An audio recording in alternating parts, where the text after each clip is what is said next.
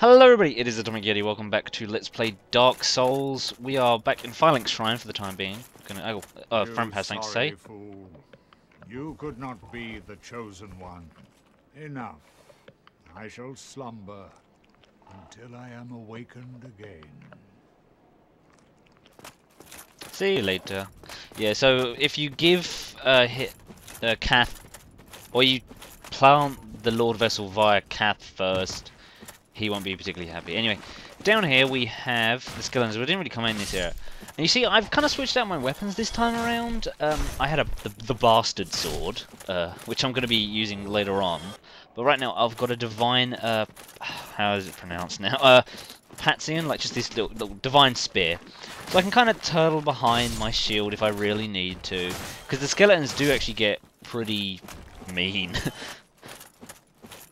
They can sort of resurrect themselves if you don't kill them with a divine weapon. If you do kill them with a divine weapon, they shouldn't be getting up, unless something's going horribly wrong. I also think they can get up if there is a necromancer around, which you will also see.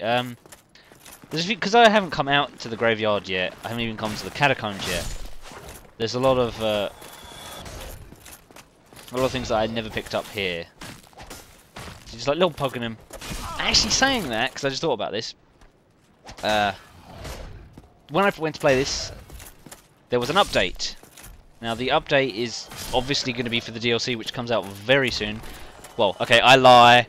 It's out now. I just don't have it unlocked yet. Alright, just shut up. But yeah, a lot of the patch that came through, which I assume is a compatibility patch, so that people that say may not have necessarily bought the DLC, they can still play with those that have. So, you know, if I wanted to play with someone that had, or I summoned somebody that was using, you know, Prepare to Die, the Artorias sort of weapons, Artorias DLC weapons, I can still use play with them. And if you're going to head down into the catacombs, now the catacombs is an area that I often leave, you know, pretty much to like this sort of point of the game where I'm collecting the Lord Souls. Namely, so as I can just sort of go through the catacombs straight into the Tomb of the Giants and get the Lord Soul, rather than sort of having to make several trips down here. I think you're kind of meant to do it around the time of ringing the first bell. So you've just rung the first bell, and then you come down here, beat this first boss, and then you leave. But you'll see when I get to the end that it's just kind of not really something that you can do. Well, I mean, you can leave, but it's not something that I like to do, should I say. You also notice that it does get pretty dark down here. It gets even worse, but something that we did pick up in the last few episodes ago should help fix that. Oh, these skeletons are very dexterous. That's not the right word, or is it? Dexterous. Dexterous. No, that just doesn't sound right at all. They've got a lot of dexterity, okay? Because they don't have any, like, flesh or skin to weigh them down. They can just be all wibbly and flying around. But anyway, something that I did want to say was, in the last part, I kind of goofed on my editing. There was, like, a minute of silence where I meant to... Oh, sorry, this is a necromancer. And I just screw up the stab there. But yeah, that's a necromancer. Once they're dead, the skeletons shouldn't respawn. Regardless of however you killed them, I think. Anyway, whatever. Yeah, in the last part there was like a minute of silence where I was going to explain some things about Siegmeyer, but I never did. Like, I never added that part in, because I did it afterwards. Because I screwed it up in the initial recording, blah, blah, blah. So, I'm going to go over that now really quickly. So, what I was going to talk about was just how that that segment with Siegmeyer can end in Lost Izalith. Obviously, first off, he can die. You find... you get whatever it is off of his corpse, and the Siegmeyer storyline ends. The next one is that he can lose so much health, like I think it's under 50. It's something like under 50. He will give you his ring, which is like the like magic stone plate ring, but it's like one that covers a lot of them, like several of them, like fire, magic, lightning. I don't know what they all are. I can't remember now. Anyway, so if he goes below 50, he'll give you the ring, and the storyline will end again as well. Oh no, backstab, whatever. Trying to get away from me. Yeah, so the storyline will end if he gets too low of a health. So assumingly he dies down there. And then, as what we did, he survives with enough health and just continues the story. He doesn't give you anything. The ring isn't bad. Like, you can get it pretty much at any time just basically by killing him. But, I don't know, Sigmar is just so cool. I'd rather not kill him. And I think what you get at the end is pretty decent anyway. You know, very decent, should I say. But we'll find out about that another time. Because we've still got some Sigmar jolliness to come along. See, these skeletons are just all sorts of nastiness. Oh, camera's going crazy. So yeah, like I say, that's Sigmar. We'll come back to him later on. Oh, another backstab. Suck it. Like, if it was a backstab to a skeleton, you'd, like, pierce through their spine and, like, well, break them in half. No.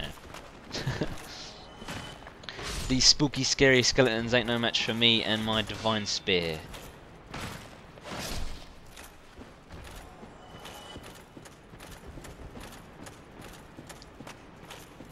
But yeah, as I said, the catacombs is somewhere that I kind of leave to last. Just not because, oh, it's difficult. The skeletons are annoying, no doubt about it. I mean, just how you see them diving around, and they can of course bleed on you, which isn't fun. But yeah, I normally leave it till last. Fell down trying to hit me. I'm just gonna leave him. Yeah, so I normally leave it till later on, just so I can go through it all in one run. Now, there's also a lot of these sort of spinning bridges. I didn't really look at it there, but there's like these bridges that can turn, and they've got spikes on one side. Also, if you come down here earlier, you actually meet someone that we do see later on called Patches. Like, he would be sort of in this area. But for the time being, I'm just taking the hit there. But for the time being, obviously, as I say, we've done it so late, he's decided to go elsewhere. Like, he would basically be the other side of, like, where that switch is there. Just to the left of us. And also in the catacombs, there are a lot of, like, sort of shortcuts and holes that you can fall into. Not good stuff, really. So there's that switch pressed. You can kind of see it turning in the background. Yeah, see, just like now we can actually cross it. And as we came in, I didn't even mention the exploding skulls, like the ones that we saw down in New Londo. God, they're so annoying. This is why spears are quite good. Also, yeah, as I said, I'm all over the place with this one. I'm just excited the fact that the Artorias DLC is out. Yeah, with that patch as well, that probably most likely was a compatibility patch, had a lot of different effects on existing things. For example, like certain items have been nerfed. I'm trying to think what, like, ones that... Obviously the family masks, which we will see in probably the next part. I don't know really how long this runs for. The family mask is like the mask of the father, mother and child, and they all give different, like, stuff to you. Like, you can hold more equipment, stamina regens, and they've been nerfed to the amount that they, like, increase by. And they're still pretty decent, but not something that I tend to like. Kind of sneak in and just grab this. So not only are those, the Darkwood Grain Ring, you may have seen in the last part when I was using my other character, I did a few ninja flips. You can no longer do that if you are under 50% encumbrance, like of your burden level. You have to be under 25% now to be able to ninja flip. So, at least for like low level stuff, you can't really be doing that anymore. You've got to really be really light or have like such high endurance level. Oh, get me roll on now. Yeah, so you have to sort of be like a high level to have a high level encumbrance anyway, otherwise it doesn't really matter. So that was done. So that's kind of, you're not really going to be seeing much Havel armor ninja flipping around. That doesn't make any sense. I think the skeleton just killed itself. Yep, there we go, I got souls for it. Gonna push this switch. But I'm actually not gonna go the way that this switch like leads me to. I'm actually gonna go down, follow along down this way. And this leads us to another blacksmith, which is actually gonna be come in very handy, in fact. It's kind of tricky to go down. You just gotta like walk off the edge. You can't walk because you'll bump into things and kill yourself. Talent shards, very nice. That's actually an item that we need for the... Oh, and a skull lantern! Of course, I forgot about this. Or I'll... Basically, the necromancers can drop skull lanterns. We will find one anyway, but that's nice to have an extra one, I guess.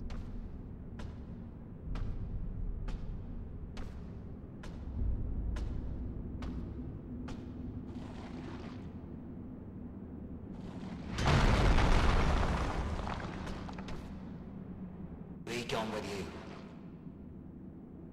You'll spoil my focus.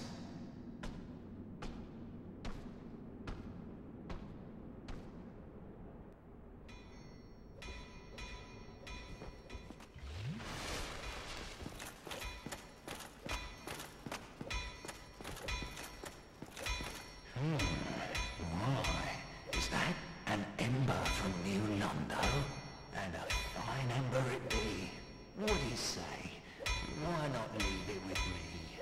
I'll give you a flame to feast your eyes upon. That is Vamos. Vamos. I don't really know how to pronounce it, but he's the skeleton blacksmith. Now the kind of thing with him obviously is that he is in this confined space, so like it's probably echoing, but he does sound kind of weird, but he is very cool. I do like him. And we're actually going to basically make flame weapons here. And he is a very interesting character in terms of like lore, because as we know, Rhea came down here with her bodyguards to get the Rite of Kindling. They go a little bit further down than they probably should have, or they take a wrong turn. But anyway, with that, that's coming from like sort of Thorland, like in terms of the land. And well, Vamos is very interesting because the fact is that he sells Homeward Bones, which is a Thorland thing. He drops an item that is basically connected to Thorland, and he is kindling your weapons, if that makes sense. So it's kind of assumed that he is something to do massively with Thorland, like I don't know, like a Lost King or something. I can't remember it off of my the top of my head right now, but it's very cool that like it's very subtle that they kind of push that in there. And I think also the description of the helmet is something like to do that Vamos only knows the history of this item, bloody blah. But anyway, in this area we've got our favourite enemy, the Bone Roll Skeletons. I probably didn't need to roll out. I should have most likely just kept on running, because as you can hear, he's right behind me. Yeah, come on, I'm gonna get you. Oh, but so here comes his friends. And they trap me in the corner, and I'm dead. And that is the bone. And also, that's actually the boss, Fogwall. So, yeah, that sucks. So here we are again, back, just basically coming down from the bonfire. I'm going to do the shortcut to get down there now. You kind of want to be careful here, because you don't want to roll off to the next part of the shortcut. You want to stop, heal up, because there are also exploding heads, which knocked me off and killed me on my way back to getting back here to my bloodstone, so I lost that. And the skeleton decided to come and say hi. Also, we're going to be summoning an NPC for this fight. And the fight isn't difficult at all. And it's just kind of disappointing. Even at the low level of where you're kind of meant to do it, he's still very easy. Anyway, so summoning Paladin Leroy.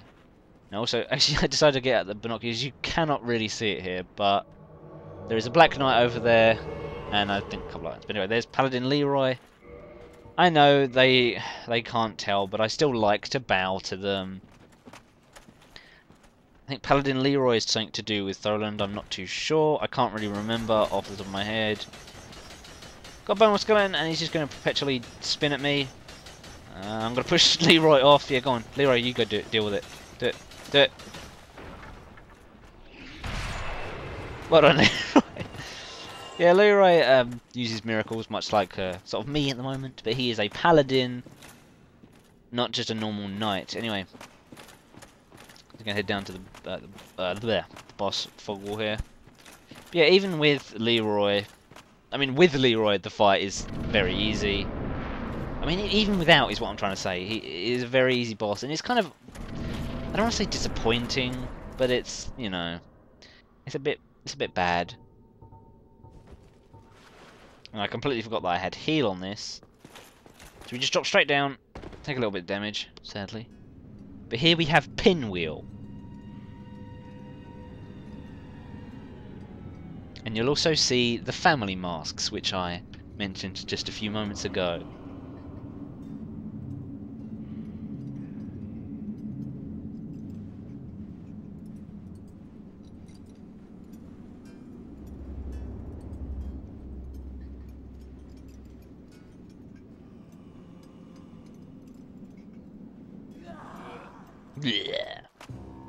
Yeah, Pinwheel's pretty creepy. Oh, and he likes to make copies of himself. Another thing in the update that changed like some things is that the greatswords are rather slow now to swing. I didn't really think about it at the time, but yeah. So he makes copies of himself. Now this fight's probably gone on longer than it normally would have. But there we go, that's Pinwheel defeated. He's very easy.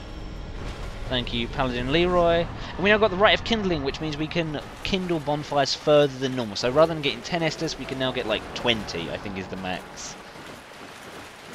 Oh, and also before let's pick up the mask that you only get one mask, and I got the Mask of the Father.